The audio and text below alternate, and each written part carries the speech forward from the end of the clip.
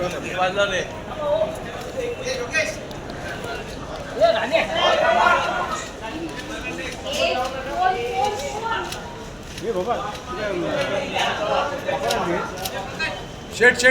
इकडे परंतु आता आपण प्रश्न विचारला की विधिमंडळाच्या अधिवेशनामधून तुम्ही काय मिळवलं, कशा पद्धतीने जाताय. गेल्या अनेक वर्षाच्या अनुभवानंतर आज विधिमंडळातून बाहेर जाताना मनाला असंख्य वेदना होते. ज्या न्यायाकरता, ज्या नियमाकरता, ज्या प्रथेकरता, परंपरेकरता आम्ही सातत्यानं संघर्ष करत आलो. सभागृहातलं काम हे नियमानं चालावं याच्याकरता म्हणून आम्ही संघर्ष करत आलो. या सभागृहामध्ये आणि या विधिमंडळाच्या आवारामध्ये एकंदरीत रेल्वे स्टेशनचं स्वरूप जे आलेलं असतं त्यातून काहीतरी एखादा दुर्दैवी प्रसंग, काहीतरी एखादा वाईट प्रसंग घडेल हे सातत्यानं सभागृहामध्ये मी मांडत आलो.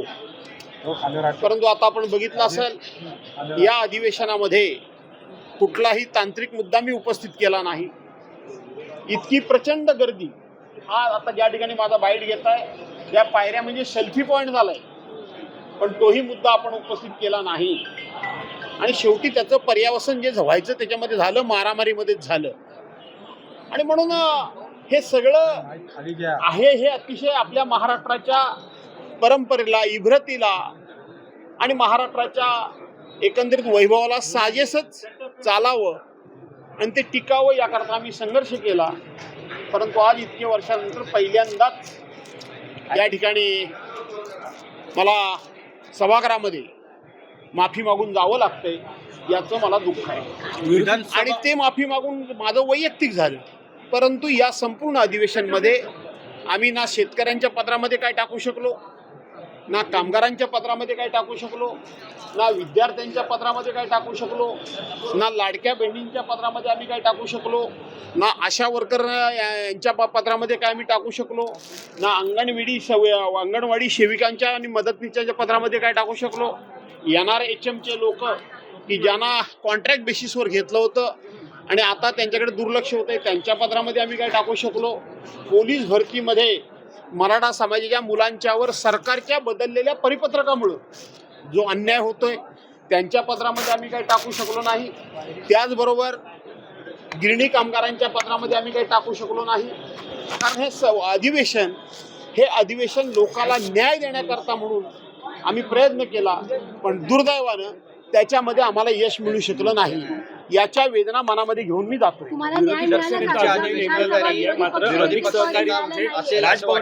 पुढच्या अधिवेशनात, नागपूरच्या दिवाळी अधिवेशनात असं आहे की विरोधी पक्ष नेता होईल ना होईल याच्यावर आता फार मला भाष्य करण्याची आवश्यकता वाटत नाही.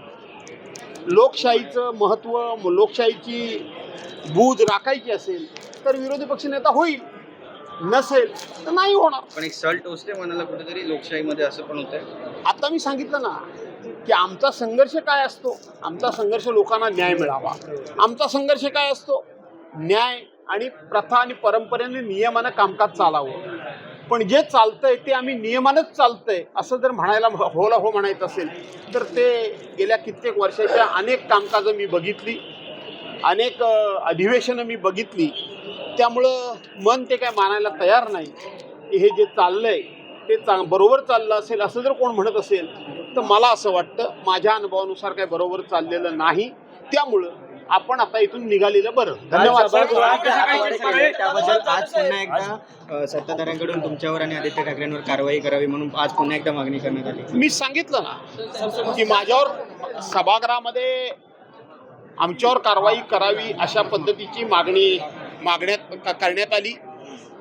परंतु अध्यक्षांचा जो मूड होता, अध्यक्षांची एकंदरीत भूमिका होती, तो हा विषय फार वाढवायचा नाही.